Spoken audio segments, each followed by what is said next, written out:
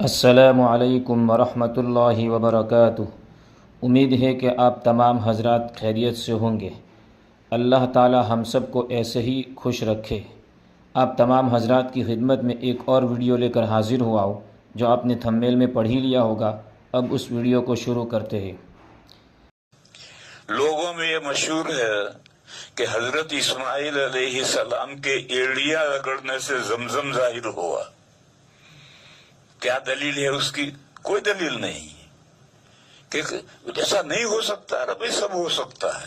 قرآن کریم میں ہے ایوب علیہ السلام بیمار ہو گئے تھے، نہایت ضعیف، تو اللہ کا حکم آیا ارکض برجلک، اپنا پیر کی ایڑی مارو، ایڑی ماری، چشمہ ظاہر ہوا، اور کہا اس کو پیو اور نہاؤ، اچھے ہو گئے۔ تو ایک بیمار نحیف اور کمزور کے ایڑی مارنے سے چشمہ ظاہر ہو سکتا ہے، قرآن میں ہے۔ تو اسماعیل علیہ السلام کے ایڑیاں رگڑنے سے زمزم کیوں ظاہر نہیں ہو سکتا؟ لیکن اسماعیل علیہ السلام کے ایڑیاں رگڑنے سے زمزم ظاہر ہوا، اس کی کوئی دلیل ہے تو لاؤ۔ دلیل تو کچھ ہے نہیں، ایک چلی ہوئی بات ہے۔ جبکہ بخاری شریف میں حضرت ابن عباس رضی اللہ تعالی عنہما کا قول ہے، جب حضرت حاجرہ 7ویں مرتبہ مروہ پر تھی تو جہاں زمزم ہے وہاں حضرت جبرائیل ظاہر ہوئے، تو انہوں نے حضرت حاجرہ نے وہاں مروہ پر 1 کلومیٹر کا فاصلہ ہے، وہاں انہوں نے حضرت جبرائیل نے کوئی بات کہی، وہ بات سنی اور سمجھی نہیں، تو انہوں نے کہا کہ اگر آپ کے پاس کوئی آپ اس آڑے وقت میں میری کوئی مدد کر سکتے ہو تو مدد کریں۔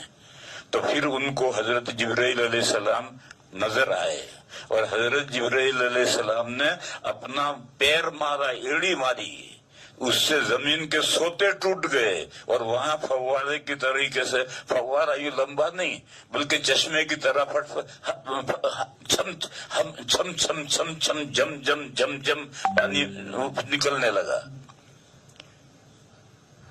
اور حضرت جبرائیل نے یہ کہا کہ یہ پانی ہے، اسے پیو، یہ کھانے کا بھی کام دے گا، پانی پینے کا بھی کام دے گا، پانی کا بھی کام دے گا، کھانے کا بھی کام دے گا، اور ڈرو مت، اللہ تمہیں ضائع نہیں کریں گے۔ یہ کہہ کر جبرائیل تو غائب ہو گئے۔ اب وہ وہاں سے مروے سے دوڑی ہوئی آئی اور آ کر انہوں نے مٹی چاروں طرف کر کے پانی کو روک لیا۔ نبی پاک صلی اللہ علیہ وسلم نے فرمایا، اب دیکھو یہ حدیث مرفوع ہے، یہاں تک تو ابن عباس کا بیان تھا۔ ابن عباس حضور کے صحابی ہیں۔ حضور نے فرمایا کہ اللہ اسماعیل کی ماں پر رحم فرمایا، اگر وہ اس طرح سے مٹی کی مینڈ بنا کر کے، کنڈی بنا کر کے پانی کو روک نہ لیتی تو زمزم چشمہ بہتا چشمہ ہوتا، لیکن انہوں نے روک دیا تو بس وہ اتنے میں زمزم کا کنواں بن کر رہ گیا، آگے چشمے کے طور پر نہیں بنا۔ بہرحال یہ روایت بخاری شریف میں ہے کہ حضرت جبرائیل علیہ السلام نے وہاں یا تو اپنا ہاتھ مارا، بازو مارا، یا پیر کی ایڑی ماری، اور وہ اتنی زور کی لگی کہ زمین کے اندر جا کر جو سوت ہیں وہ سوت ٹوٹ گئے، اور وہاں سے پانی نکلنا شروع ہوا، اور آج تک اتنا پانی نکل رہا ہے کہ ساری دنیا پینا چاہے تو پانی ختم نہیں ہوگا۔ میں یہ کہہ رہا تھا کہ اب یہ بخاری شریف میں روایت ہے، اب اس کو لیں گے، یہ لوگوں کی چلی ہوئی بات لیں گے۔ لوگوں کی چلی ہوئی بات یہ ہے کہ اسماعیل علیہ السلام نے ایڑی رگڑی تو چشمہ ظاہر ہوا، مگر اس کی دلیل تو کوئی نہیں ہے، ضعیف روایت بھی نہیں ہے، بس ایک چلی ہوئی بات ہے۔ اور یہ روایت جو میں کہہ رہا ہوں یہ تو بخاری شریف میں ہے، اور حضرت ابن عباس رضی اللہ تعالی عنہما کا بیان ہے۔